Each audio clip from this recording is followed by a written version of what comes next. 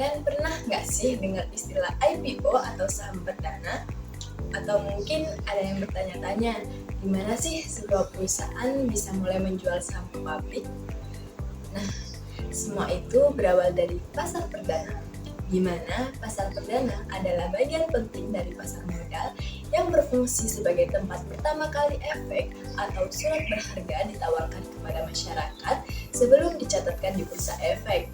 Proses ini dikenal sebagai penawaran umum perdana atau Initial Public Offering atau IPO, di mana perusahaan menawarkan sahamnya kepada investor melalui pinjaman emisi atau underwriter dan perantara pedagang efek atau broker-dealer yang bertindak sebagai agen penjual.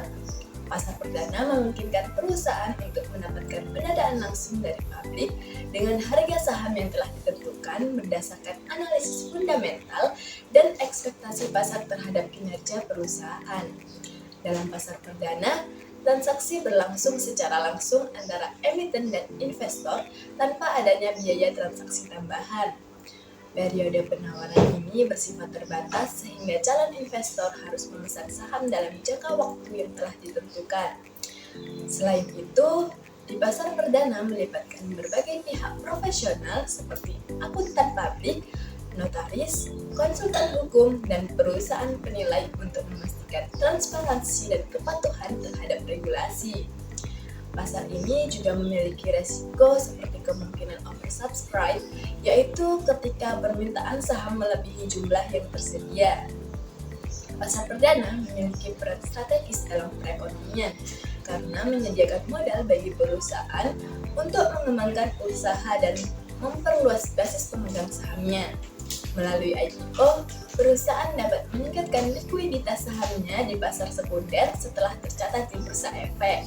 Bagi investor, pasar perdana memberikan kesempatan untuk berinvestasi dalam perusahaan yang baru go publik dengan potensi keuntungan jangka panjang. Nah, dengan demikian, pasar perdana menjadi mekanisme penting dalam mempertemukan kebutuhan pendanaan emiten dengan peluang investasi bagi masyarakat. Nah, dari penjelasan tadi, supaya kalian lebih paham, berikut ini adalah contoh dari pasar perdana. Jadi misalnya PT XYZ menawarkan 200 juta saham dengan harga 500 per lembar, namun permintaan investor mencapai 300 juta saham. Dalam kasus ini, perusahaan harus melakukan pencatahan saham atau allotment, di mana setiap investor hanya akan mendapatkan sebagian dari jumlah saham yang mereka pesan. Jika seorang investor mengajukan pembelian sebesar 100.000 lembar saham, tetapi hanya mendapatkan 66.700 lembar, maka perusahaan akan mengembalikan atau refund kelebihan dana dari 33.300 lembar saham yang tidak terpenuhi. Salah satu alasan mengapa membeli saham di pasar perdana menarik adalah adanya potensi capital gain setelah saham tersebut mulai diperdagangkan di pasar sekunder. Jika saham PT XYZ yang awalnya ditawarkan seharga 500 per lembar naik menjadi 800 pada hari pertama perdagangan, maka investor yang akan mendapatkan alokasi saham bisa memperoleh keuntungan sebesar 300 per lembar atau 60% dari harga awal. Oke, selanjutnya mengenai skema transaksi pada pasar perdana. Pada transaksi ini ada beberapa pihak yang terlibat seperti perusahaan, underwriter, dan investor.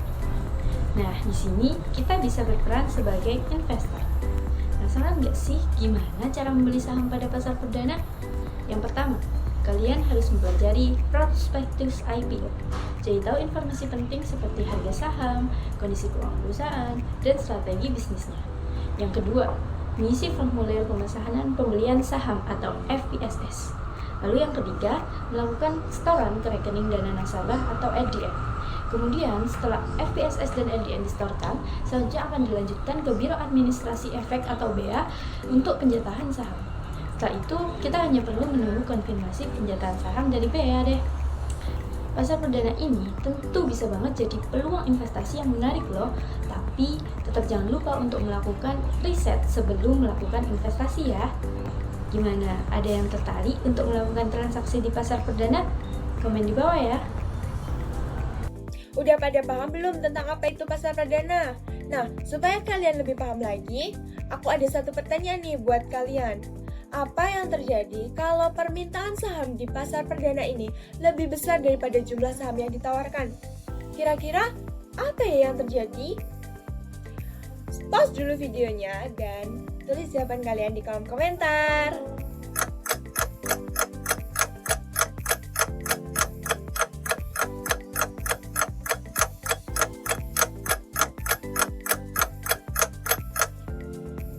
Kalau permintaan lebih besar daripada jumlah saham yang tersedia, itu dinamakan oversubscribe ya teman-teman. Artinya, nggak semua investor itu bakal dapat saham sesuai dengan pesanan mereka. Jadi, kalau ada investor yang kebagian lebih sedikit dari pesanan mereka, maka dananya itu bakal dikembalikan atau di-refund. Gimana teman-teman? Jawabannya udah pada bener kan? Semoga video ini membantu kalian untuk memahami lebih dalam tentang pasar modal. Thank you so much for watching. Bye-bye!